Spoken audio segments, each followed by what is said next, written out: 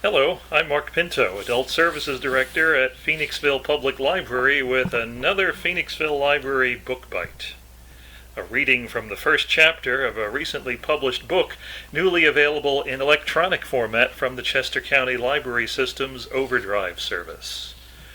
Today's book is Walk the Wire by David Baldacci, published by Grand Central Publishing and available in Kindle, Overdrive Read, and EPUB ebook formats, and Overdrive Listen and MP3 e-audiobook formats at chester.overdrive.com or on the Libby app. Amos Decker, the FBI consultant with a perfect memory, returns to solve a gruesome murder in a booming North Dakota oil town in the newest thriller in David Baldacci's #1 New York Times best-selling Memory Man series. When Amos Decker and his FBI colleague Alex Jameson are called to London, North Dakota, they instantly sense that the thriving fracking town is ripe for trouble. The promise of a second gold rush has attracted an onslaught of newcomers, all hoping for a windfall, and the community is growing faster than houses can be built. The sudden boom has also brought a slew of problems with it, including drugs, property crimes, prostitution, and now murder. Decker and Jameson are ordered to investigate the death of a young woman named Irene Kramer, whose body was expertly autopsied and then dumped in the open, which is only the beginning of the oddities surrounding the case. As Decker and Jameson dig into Irene's life, they are shocked to discover that the woman who walked the streets by night as a prostitute was a teacher for a local religious sect by day, a sect operating on land once owned by a mysterious government facility that looms over the entire community. London is a town replete with ruthless business owners, shady government officials, and religious outsiders, all determined to keep their secrets from coming out. When other murders occur, Decker will need all of his extraordinary memory and detective skills and the assistance of a surprising ally to root out a killer and the forces behind Kramer's death before the boomtown explodes. Chapter 1. Hal Parker was resolutely closing in on his prey, and he felt his blood pressure amp up with every firm step he placed into the dirt. He could tell he was nearing his target by the frequency and volume of blood that had fallen onto the darkened ground, like dulled rubies scattered in the rich soil. He had obviously wounded rather than killed his quarry. A carcass delivered was part of the deal if he was to earn his fee. He was heartened by the blood loss.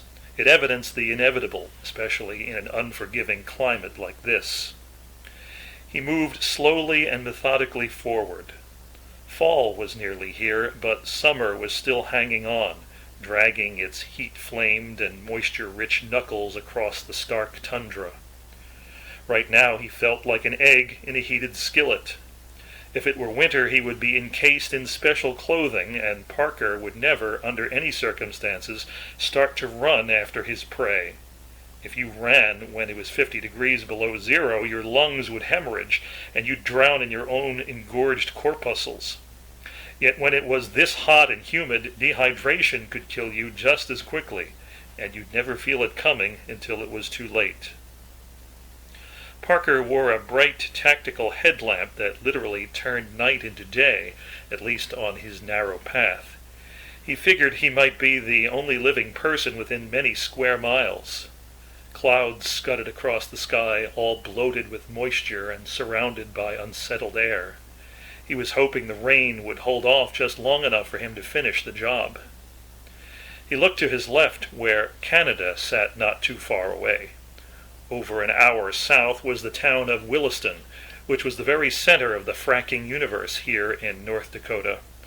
But the Bakken Shale region was so enormous that the land under Parker's feet held hundreds of millions of barrels of oil along with hundreds of billions of cubic feet of natural gas. Maybe more, he thought, because who the hell could really know the extent of it? Parker squatted as he assessed his next move. He gazed ahead, rotating 180 degrees on the compass, calculating time and distance based on the size of the blood splotches. He rose and moved forward, picking up his pace slightly. He wore a hydration pack with a large camel bladder and a feed line next to his mouth. His clothing was lightweight yet sturdy, constructed from self-wicking material.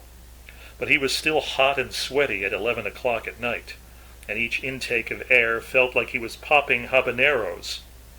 Mother Nature always had the upper hand over man, he knew, no matter how much fancy equipment they put on. He wasn't certain how his quarry, a wolf that had already killed 2 cows from his employer's herd, had even gotten away. He'd had a decent sight line on it from about 400 yards away. The thing had just been sitting there, still as a deer sensing trouble. His rifle round had entered the upper torso, he was sure of that. It had barely moved with the violent impact, so he was sure it had been a kill shot. But when he'd gotten to that spot, it was gone, and the blood trail he was now following had commenced.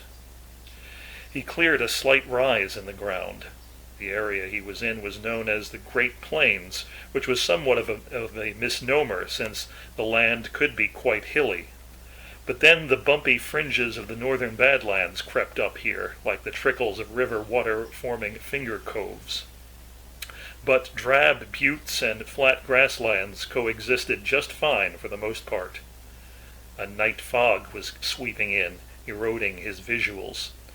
He frowned, and though he was a veteran at this, he felt his adrenaline spike. He heard the far-off rumble and then the whistle of a train, probably carrying a column of tanker cars loaded with oil and also with natural gas, which after being pulled out of the earth was then liquefied for transport. The whistle sounded sad and hopeful to him at the same time. Then another rumble came. This time it was from up in the sky.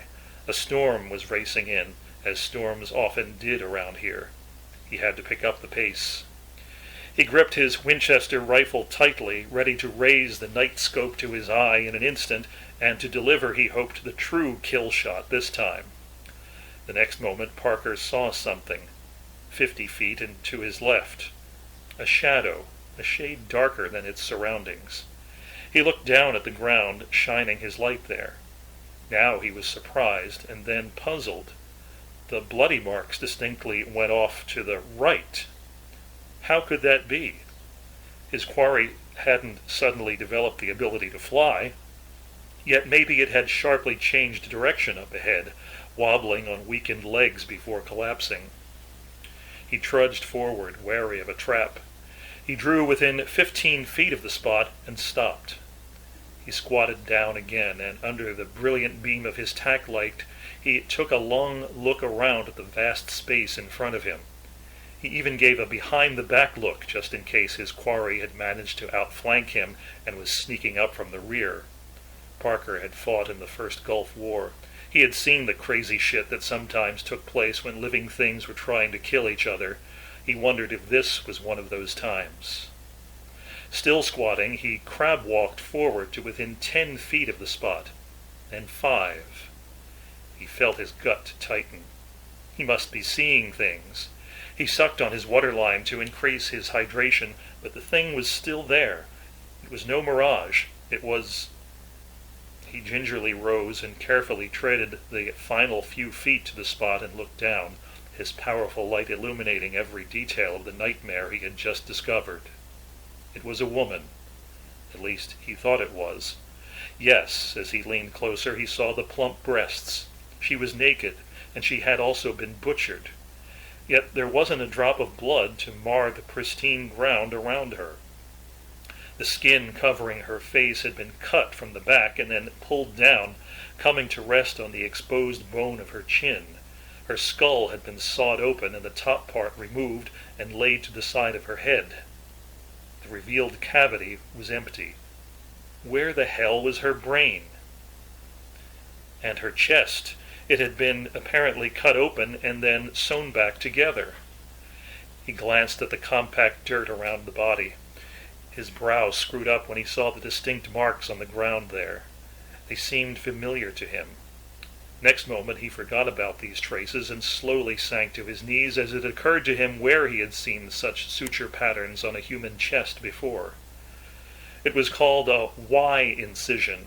He had seen it in numerous TV cop shows and movies.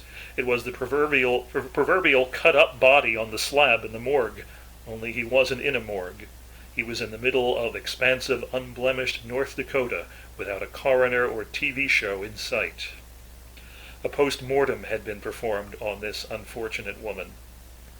Hal Parker turned to the side and threw up, mostly bile. The soil was no longer pristine as the skies opened up and the rain began to pour down. You can read or listen to more of this title at chester.overdrive.com or on the Libby app. I'm Mark Pinto, and thanks for listening.